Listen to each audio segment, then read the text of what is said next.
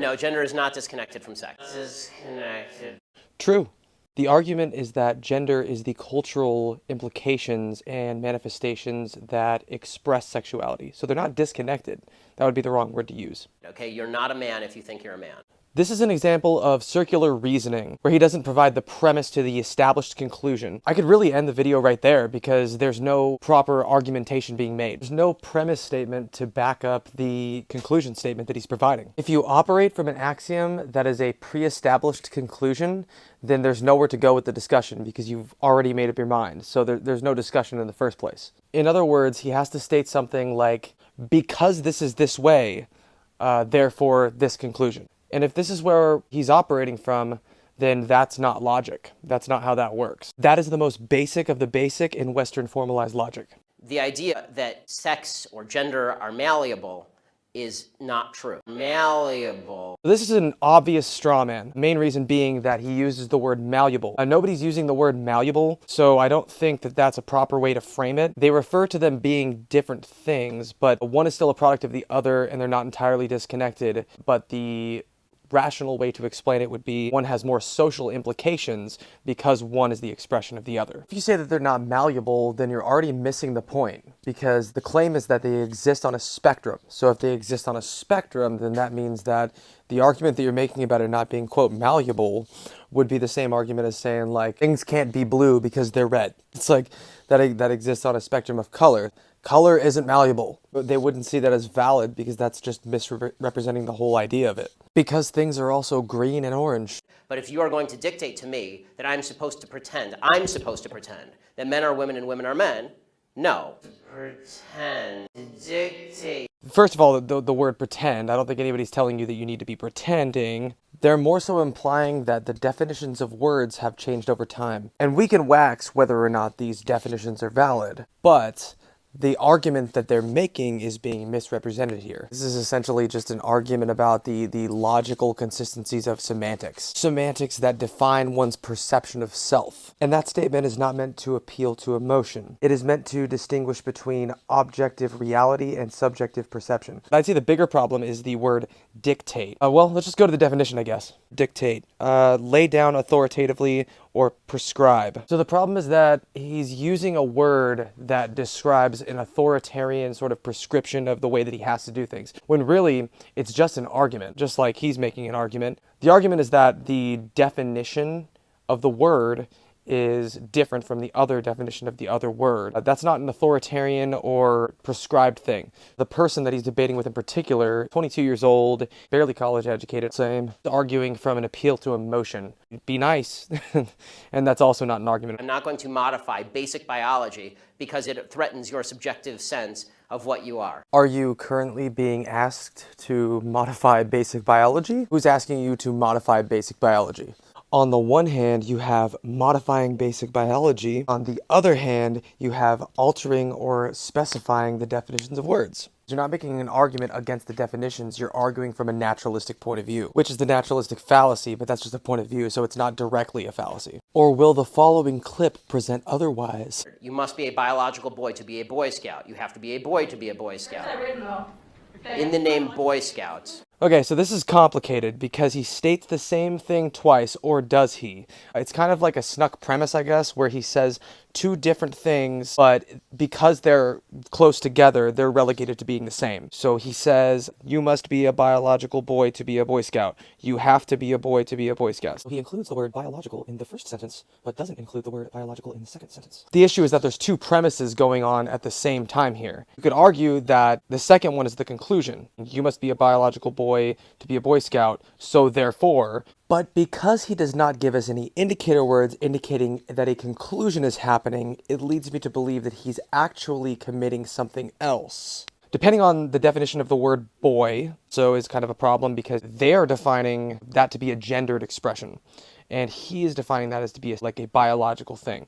If you don't look for the distinction, then it's easy to fall for this really quickly. By putting these two things together, he's very convincingly sort of conflating these to be the same thing. In terms of definitions, do we distinguish between the walls of a house and the roof of a house? Do we distinguish between the root and the vegetable? These are different things with different definitions, but still part of the same thing, as one is product of the other or held up by the other. As he is a lawyer, I would say that he's probably doing it on purpose and just being generally dishonest. He does this very quickly so that he can trap his opponent in a way that they don't recognize as happening. This frames it in a way that he no longer has to address the distinction between the aforementioned phrases gender and sex. This answer sets him up so that he can frame the whole argument around that, which goes into the next part. And that response is, well, where is that written? To which he replies, in the name Boy Scout.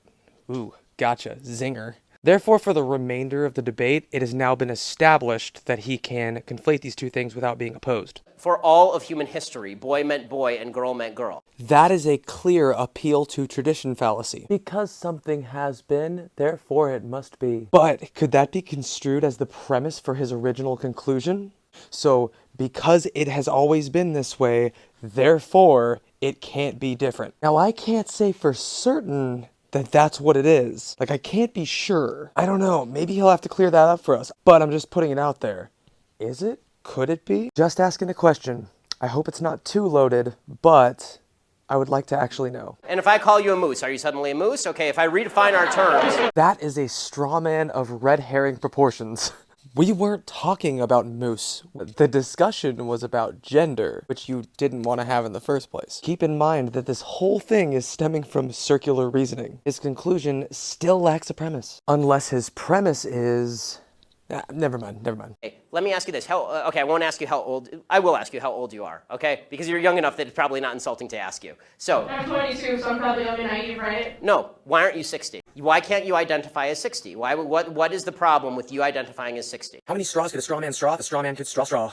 I would also say that this qualifies as a Mott and Bailey fallacy. So he's conflating two positions with similar properties as being the same, which is generally just distracting from the original argument. The original argument was about gender and sex. Red herring, non sequitur, I don't even know at this point. It's just irrelevant.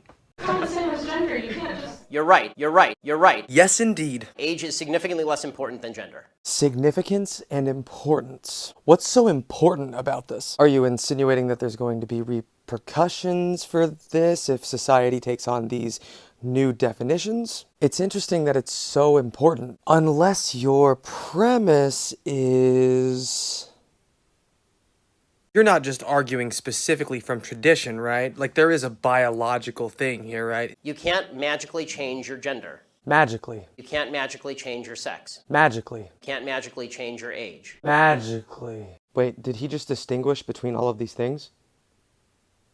Just because you can do things legally doesn't mean that they are correct biologically. You could do lots of things in the past that were incorrect biologically and correct legally. For a long period of time in the United States, sterilization of the mentally ill took place. That didn't make it okay. Skinner versus Oklahoma. Justice Oliver Wendell Holmes wrote the decision. So I'm going to start by noting the differences between these two things here. While Ben isn't directly comparing these things, the statements are very close together, which could lead to people associating these things as similar. Sterilization against the mentally ill involves a use of force against an unwilling participant, or in this case, possibly somebody who is incapable of defending themselves. But in the case of somebody choosing to dress a certain way, taking preference to different pronouns, or consenting to a surgery to alter their own body, does not involve the use of force against an unwilling participant, because it's consensual.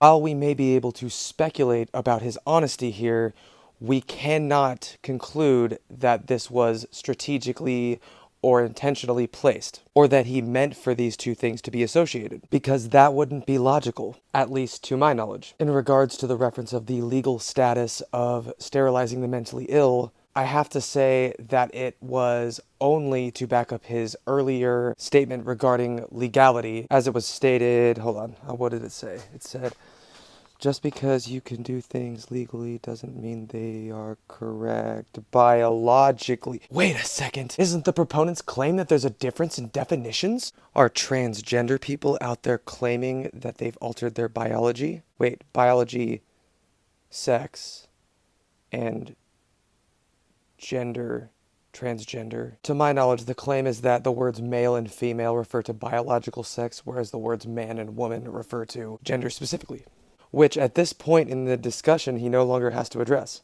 It's kind of odd that he was so prepared to reference that specific court case. It kind of lines up since he studied to become a lawyer. You know what, I'm just going to go look it up, hold on. Alright, Wikipedia page verified. Skinner v. State of Oklahoma was the United States Supreme Court ruling that held that laws permitting the compulsory sterilization of criminals are unconstitutional if the sterilization law treats similar crimes differently. The relevant Oklahoma law applied to habitual criminals, but the law excluded white-collar crimes from carrying sterilization penalties. Criminals? I thought we were talking about mentally ill people. What could have possibly led to you mixing this one up? No, seriously though, I want to know. Talk about a goddamn old whoopsie-daisy. It's not a matter of open-minded and accepting. I want them to get treatment that they see fit, but that's not involving me. The idea behind the transgender movement as a civil rights movement is the idea that all of their problems would just go away if I would pretend that they were the sex to which they claim. It's not a matter of open-minded and accepting. No, you're right, it's not. That's not what it's about. If it was about that, then the whole thing would come down to appealing to emotion. It's supposed to be an argument about the definitions of words. In order to present an argument in a discussion, you have to follow the rules of logic. Failure to do this, and instead resorting to fallacies, will result in faulty reasoning in the construction of the argument. Tracks don't fare about your dealings. Peak Western culture. I want them to get treatment that they see fit, but that's not involving me. The idea behind that's not involving me. That's not involving me. That's not involving me. Oh, quick, divert. It's supposed to sound objective, not subjective. Otherwise, my prescription might sound more like an opinion than a fact. The idea behind the transgender movement as a civil rights movement is the idea that all of their problems would just go away if I would pretend that they were the sex to which they claim. Transgender, pretend, sex, gender, sex to which they claim membership. That's nonsense. Nonsense. Nonsense. Poison the well. Appeal to ridicule. It is nonsensical if you don't accept my pre-established conclusion without a premise to back it. Unless, yeah, Thanks, YouTube culture, for making me commit the same fallacy when trying to refute it. The transgender suicide rate is 40%. It is 40%. According to the Anderson School at UCLA, it makes no difference. There's a study that came out last year. It makes no difference, virtually no difference, statistically speaking, as to whether people recognize you as a transgender person or not, which suggests there's a very high comorbidity between transgenderism, whatever that mental state may be, and suicidality. So the study in reference actually concluded the exact opposite. First off, the suicide rate is not actually 40%. 40% of transgender people or gender non-conforming people that were interviewed reported that they made a suicide attempt. So suicide attempts, not people actually committing suicide.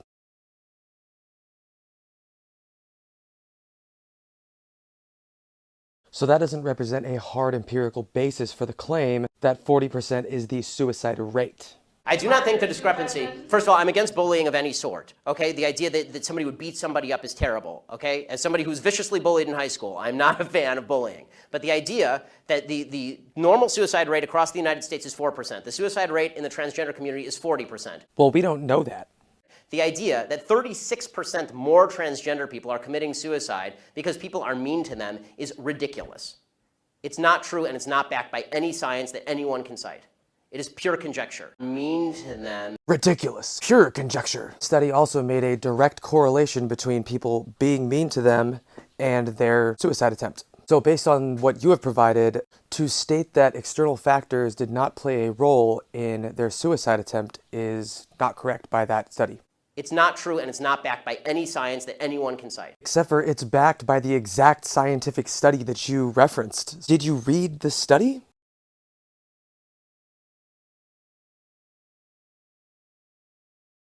In fact, it's not even true that bullying causes suicide, according to a lot of studies. Which studies? For example, in the black community. Wait. No, which studies back up your claim that there is no link between suicide and bullying? For example, in the black community. All right, well, I guess we're here now. Wait, look at this demographic over here, though.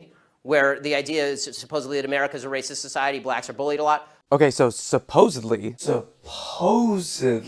it's not about whether or not America is a racist society. It's about the fact that he is arguing with a hypothetical point of view that has not been presented here. Since we're referencing studies, I would like to see studies on that. Are black people disproportionately bullied? So I can't find any studies in regards to the rate at which black people are bullied in comparison to other demographics. However, I did find this. According to AFSP.org, the American Foundation for Suicide Prevention, based on a youth risk behaviors study from 2017, 7.4% of all youth in grades 9 to 12 reported that they had made at least one suicide attempt in the past 12 months. Female students attempted twice as often as male students, 9.3% versus 5.1%. Black students reported the highest rate of attempt, 9.8%, with white students at 6.1%. Approximately 2.4% of all students reported making a suicide attempt that required treatment by a doctor or nurse. For those requiring treatment, rates were highest among black students at 3.4%. So I searched a little bit longer and I found a study from the CDC that does back up his claim. So his claim could be completely correct.